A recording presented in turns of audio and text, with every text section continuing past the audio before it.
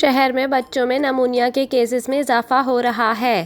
ادارہ امراض اطفال کے ایمرجنسی انچارج کے مطابق ادارہ امراض اطفال میں نمونیا کے یومیہ 30 کیسز رپورٹ ہو رہے ہیں، جبکہ سول اسپتال میں نمونیا کے یومیہ 10 سے 15 کیسز رپورٹ ہو رہے ہیں۔ دوسری جانب سیکریٹری جنرل پاکستان پیڈیاٹرکس ایسوسی ایشن ڈاکٹر خالد شفیع کا کہنا ہے کہ اکتوبر، نومبر اور دسمبر میں نمونیا کے کیسز بڑھ جاتے ہیں۔ نمونیا کی کچھ اقسام کی ویکسینیشن موجود ہیں۔